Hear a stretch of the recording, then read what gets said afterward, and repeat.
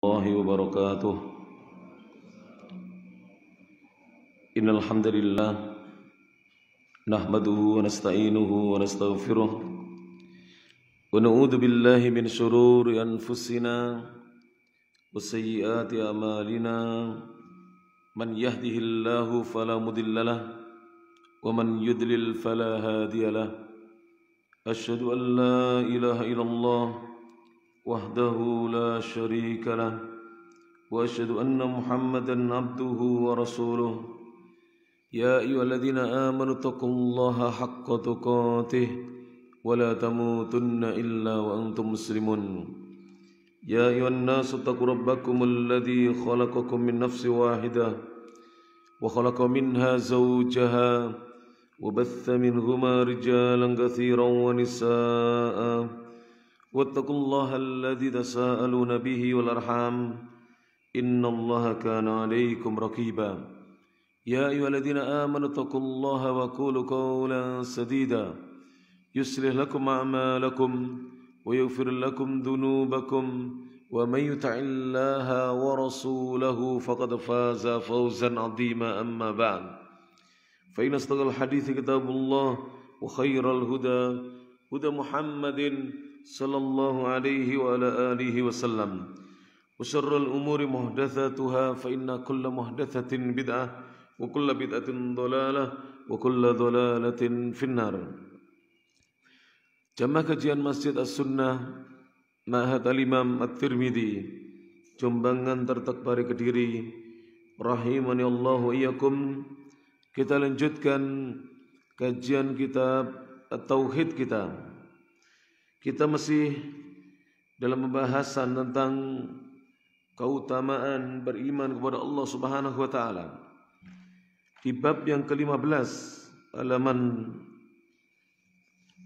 20 Al-Khamisa Asyara berjudul Innallaha yadfa'u 'anil mu'minina jami'al makarihi wa yunajjihim minasyada'id. Innallaha, sungguhnya Allah Subhanahu wa taala, yadfa'u, Allah melindungi, 'anil mu'minin, dari orang-orang beriman. Allah melindungi orang-orang beriman, jami'al makarihi, dari segala hal-hal yang dibenci. Al-makarih, segala hal yang dibenci. Para ulama mengatakan adalah keburukan-keburukan. Wa yunajjihim, dan Allah selamatkan mereka, minasyada'idi, dari berbagai macam bencana dan kesempitan. Jadi di dalam bab ini, di antara keutamaan yang akan didapatkan oleh orang-orang beriman, bahwa Allah Subhanahu wa taala melindungi mereka dari semua hal-hal yang dibenci. Dan yang dimaksudkan di sini adalah hal-hal yang buruk, kejelekan-kejelekan. Dan Allah menyelamatkan mereka dari segala bencana dan hal-hal yang sempit.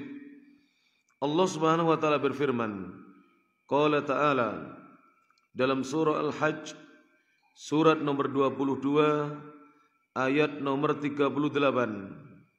Allah menyatakan, a'udzubillahi minasyaitonir rajim, innallaha yudafi'u 'anil ladzina amanu, sesungguhnya Allah akan senantiasa melindungi orang-orang yang beriman.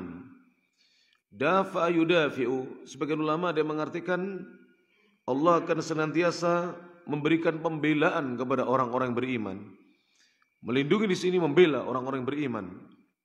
Innallaha, sesungguhnya Allah, la yuhibbu, Allah tidak menyukai, Allah tidak mencintai, kulla khawanin kafur, tiap-tiap orang yang banyak berbuat khianat lagi kufur. Khawan, orang-orang yang banyak berbuat khianat, pengkhianat, dan juga kafur, lagi kufur kepada Allah Subhanahu wa taala. Kafur yang banyak berbuat kekufuran. Al-Imam Ibnu Katsir rahimahullah taala berkata, qala Ibnu Katsir rahimahullah, yukhbiru ta'ala, Allah taala mengkhabarkan, annahu yadfa'u, sesungguhnya Allah melindungi, an ibadihi, hamba-hambanya, alladzina, yaitu orang-orang yang tawakkalu alaihi, mau bertawakal kepadanya. Jadi Allah akan melindungi hamba-hambanya, orang-orang yang mereka mau bertawakal kepada Allah Subhanahu wa taala, dilindungi oleh Allah Subhanahu wa taala. Wa anabu ilaih, dan mereka mau bertobat kepadanya, mau kembali kepadanya. Syarral asyrari, dari keburukan orang-orang atau makhluk-makhluk yang berbuat buruk. Wa kaidal fujjari, dan dari tipu daya makarnya al-fujjari, orang-orang yang berbuat kriminal, mereka-mereka yang berbuat kemaksiatan. Inilah tafsiran dari ayat yang mulia tersebut. Ketika disebutkan Allah melindungi orang-orang beriman, yang dimaksud di sini adalah orang-orang beriman yang mau bertawakal. Oleh karena itu menghadapi para jamaah, apapun yang menimpa kita, tawakal kepada Allah Subhanahu wa taala, tidak ada yang lain. Tidak ada yang lain para jamaah. Seperti pandemi sekarang ini, wabah Covid-19 ini, tawakal kepada Allah Subhanahu wa taala. Jangan lupakan tauhid kita. Kita sudah mempelajari tauhid. Para guru kita, para kiai kita, para ustadz kita sudah mendidik kita dengan tauhid. Tawakal kepada Allah Subhanahu wa taala. Jangan takut berlebihan para jemaah. Namun jangan juga menggampangkan dan meremehkan masalah ini. Tawakal kepada Allah Subhanahu wa taala. Tidak ada jalan lain para jemaah. Takut berlebihan juga tidak boleh. Sampai tidak berani keluar rumah, tidak berani ke masjid, tidak sholat berjamaah, tidak sholat Jumat, tidak hadir di pengajian-pengajian. Ini juga tidak benar. Tapi masih pergi ke ATM ambil duit, ini tidak benar para jemaah. Masih pergi ke Indomaret atau Alfamart untuk belanja, ini tidak benar. Tapi ke masjid tidak berani. Apa bedanya? Yang satu pergi, yang satu juga pergi. Yang satu pergi beribadah diawali dengan wudu, ke ATM kita tidak berwudu lebih dahulu. Kita tidak membersihkan tubuh kita lebih dahulu. Apa bedanya para jemaah? Dan ke masjid orangnya semua bersih-bersih, berwudu lebih dahulu. Yang ke ATM belum tentu berwudu, belum tentu bersih para jemaah. Ini kebalik-balik umat Islam sekarang ini. Karena apa? Tawakalnya kepada Allah sudah menjadi rusak sekarang ini. Maka tawakal ini penting kepada Allah Subhanahu wa taala. Dan orang-orang yang mau demikian ini, kemudian wa anabu ilaih, mau kembali dan taubat kepadanya, maka Allah akan melindungi dari syarral asyrari, kejelekan, keburukan orang-orang yang berbuat buruk, makhluk-makhluk yang berbuat buruk.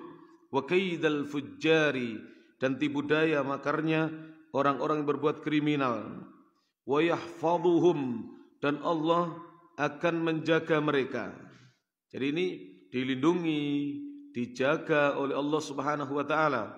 Wa yaqla'uhum, dan Allah akan memelihara mereka. Wa yansuruhum, dan Allah akan menolong mereka. Ya Allah, ini dia janji dari Allah Subhanahu wa taala. Besar sekali janjinya bagi orang-orang yang mau beriman para jemaah yang dirahmati Allah Subhanahu wa taala. Kama qala ta'ala, sebagaimana firman Allah Subhanahu wa taala. Allah berfirman dalam surah Az-Zumar, surat nomor 39, ayat yang ke-36.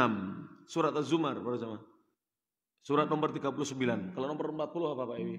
Surat nomor 40. Surat Ghafir Al-Mu'min. 41 apa?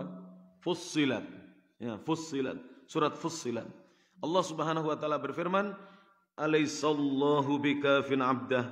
Bukankah Allah, alaisallahu, bukankah Allah itu bikafin, zat yang maha mencukupi, abdahu, hambanya. Allah yang mencukupi hambanya. Maka kita kalau memiliki kekurangan, jangan mengeluh kepada manusia para jemaah. Tapi kalau kita membangun relasi dengan manusia, wajib, harus, kudu ini para jemaah. Tidak boleh kita hanya di rumah, tenguk-tenguk, ya para jemaah, yang dirahmati Allah SWT. Tidak boleh.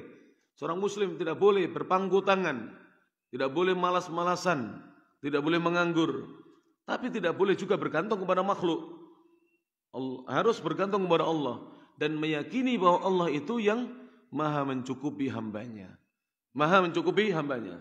Maka tidak ada sebenarnya di zaman ini, ya para jamaah yang rahmat Allah, yang Allah meluaskan rezekinya orang-orang beriman, pengangguran harusnya tidak ada. Kalau ngaji tauhid loh ini, kalau orang mengkaji tauhid tidak ada pengangguran.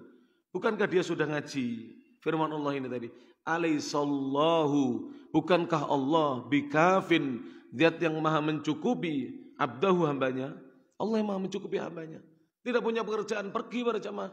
Bangun relasi, cari teman-teman SD-nya, teman-teman SMP, teman-teman SMA. Yakin nanti ada pekerjaan di sana para jamaah. Keliling kampung, bawa apa tadi kemarin, sabit, bawa sapu lidi, bawa pacul, tulisi, apa namanya, sepeda motornya atau sepedanya. Terima bersih-bersih rumah. Yakin banyak rezeki dari Allah Subhanahu wa taala. Saya sudah beberapa hari ini para jamaah mencari tukang-tukang bersih-bersih rumah, belum dapat. Berarti rezeki ada di sana para jamaah. Bersih-bersih rumah, 70.000 dapat sehari, 80.000 dapat. Masya Allah. Apalagi di bulan puasa begini, saya yakin banyak orang yang butuh rumahnya dibersihkan. Persiapan hari raya. Rezeki ada di sana para jamaah. Bagi orang-orang yang meyakini akan bahwa Allah Subhanahu wa taala maha mencukupi hambanya. Kemudian Ibnu Katsir mengatakan waqala, dan Allah taala juga berfirman, wa yarzuqhu min haitsu la yahtasib, dan Allah akan memberi rezeki kepada orang yang bertakwa min haitsu la yahtasib, dari arah yang tidak pernah dia sangka, dia duga sebelumnya. Wa may yatawakkal 'ala Allah, dan barang siapa yang bertawakal kepada Allah, fahuwa hasbuh, maka dia Allah akan memberikan kecukupan kepadanya. Ketika saya ngaji, saya masih terngiang-ngiang kiai saya menyampaikan ayat-ayat seperti ini. Yakin saya waktu itu. Padahal saya masih SMP waktu itu.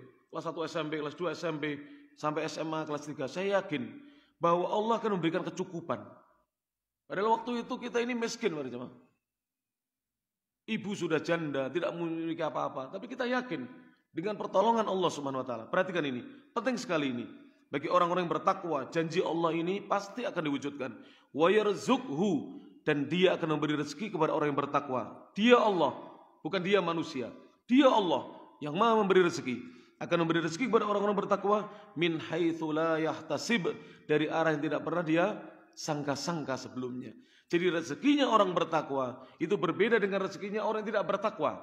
Kalau orang yang tidak bertakwa, rezekinya mudah diprediksi, mudah dikalkulasi, mudah diduga dan disangka. Tapi rezekinya orang yang bertakwa itu di luar dugaan, di luar persangkaan manusia. Wa may yatawakkal 'ala Allah, dan barang siapa yang bertawakal kepada Allah, fahuwa hasbuh, maka dia akan memberikan kecukupan kepadanya. Dan tawakal unsurnya 2. Jika belum ada 2 unsur ini, jangan harap kita diberi kecukupan. Tapi kalau kita memenuhi 2 unsur ini, kecukupan akan datang kepada kita. Apa itu para jemaah? Pasrah yang pertama. Yang pertama adalah apa? Pasrah kepada Allah Subhanahu wa taala. Kalau bahasa Arabnya al-i'timadu 'ala Allah, bersandar, sumende bahasa Jawanya. Dulu kiai saya mengatakan begitu. Sumende, bersandar, pasrah kepada Allah Subhanahu wa taala. Pasrahkan, akan datang rezeki dari Allah Subhanahu wa taala. Yang kedua, dari unsur tawakal adalah berusaha sekuat tenaga, dan disebutkan oleh Ibnu Qayyim ma'a akhdil asbabil masyru'ah, disertai dengan mengambil sebab-sebab yang disyariatkan. Jadi berusaha. Keluar rumah itu berusaha para jemaah.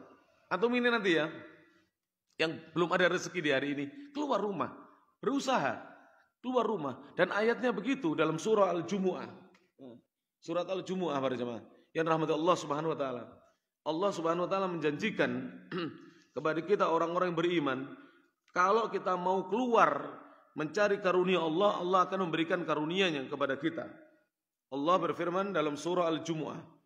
Dan surat Al-Jumu'ah itu surat nomor 62. Urutannya dalam Al-Quran. Kita lihat ya, surah Al-Jumu'ah. Surat nomor 62, urutannya dalam Al-Quran. Ketika Allah Subhanahu wa taala mengatakan fantashiru fil ardi. Allah mengatakan, dengarkan ini. Dalam surah Al-Jumu'ah, ayat yang ke-10. Allah mengatakan, fa'idha qudiyatis sholatu. Apabila sholat telah ditegakkan, apabila sholat telah rampung dikerjakan, fantashiru fil ardi, maka bertebaranlah kalian di muka bumi, keluar kalian, cari rezeki Allah Subhanahu wa taala. Wabtaghu min fadlillah, carilah karunia Allah, rezekinya Allah, disuruh keluar. Jadi setelah Jumatan tidak boleh zikir lama-lama di masjid. Kalau sudah selesai zikir, kita disuruh keluar dari masjid berjamaah. Fantashiru fil ardi. Siapa yang memerintahkan keluar? Allah Subhanahu wa taala. Karena mencari rezeki juga ibadah. Jadi bukan hanya zikir aja ibadah, sebagaimana yang difahami oleh sebagian kelompok para jemaah. Jadi dia zikir muter-muter tasbihnya terus, tapi tidak mau bekerja, hanya bergantung dari pemberian orang. Tidak boleh. Allah mengatakan fantashiru fil ardi, Bertebaranlah kalian di muka bumi. Wabtaghu min fadlillah, carilah karunia Allah Subhanahu wa taala. Kapan hari saya menyebutkan seorang bapak tua sudah haji berjamaah. Masya Allah, sudah haji bersama keluarganya. Pekerjaannya hanya tukang pijat, nggak tahu di mana itu. Keluar di Facebook sering berjamaah. Orang tua pakai sepeda mini kecil, keliling kampung-kampung di Jakarta kalau tidak salah, di kota besar. Masya Allah, sehari ketika ditanya, diwawancarai, itu sampai 8 orang yang minta dipijit sehari. Keliling dia, tidak punya motor, nggak pakai motor. Dia keliling pakai sepeda ondelnya, Masya Allah. Dan tidak narif, berapapun orang memberi dia, diterima. Itu yang nelpon, yang pesan untuk dipijit banyak sekali berjamaah. Yang rahmat Allah Subhanahu wa taala. Disuruh kita mencari karunia Allah. Wadhkurullaha katsira, dan ingatlah Allah dengan banyak mengingat, la'allakum tuflihun, agar kalian menjadi orang-orang yang mendapatkan keberuntungan. Surat apa tadi? Surat Al-Jumu'ah, surat nomor 62. Kemudian Allah berfirman, innallaha balighu amrih, sesungguhnya Allah yang akan menyampaikan segala perkaranya. Qad ja'alallahu likulli syai'in qadra, dan sungguh Allah telah menjadikan ada kadar, ada ukuran likulli syai', bagi segala sesuatu yang diciptakan oleh Allah Subhanahu wa taala. Surah At-Talaq, surat nomor 65, ayat yang ketiga. Wa qauluhu, adapun firman Allah Subhanahu wa taala yang berbunyi, innallaha la yuhibbu kulla khawanin kafur, sesungguhnya Allah tidaklah mencintai kulla khawanin kafur, tiap-tiap orang yang banyak berkhianat lagi banyak kufurnya. Artinya la yuhibbu min ibadihi, Allah tidak mencintai dari hamba-hambanya, Allah tidak menyukai dari hamba-hambanya. Manittasafa bihada, siapa saja yang memiliki sifat bihada, dengan sifat yang seperti ini. Wa huwal khiyanatu, yaitu sifat khiyanat. Orang beriman itu tidak khianat para jemaah. Orang beriman itu lebih baik dia menanggung risiko seburuk apapun risiko itu daripada berkhianat. Orang beriman itu tidak berkhianat. Lebih baik dia pahit yang dia tanggung daripada dia berkhianat. Karena khianat sifatnya orang-orang munafik. Khianat sifatnya orang-orang munafik. Rasulullah mengatakan, ayatul munafiki thalath, tanda kemunafikan 3. Apa itu yang pertama? Idza haddatsa kadzab, apabila berbicara berbohong, berdusta.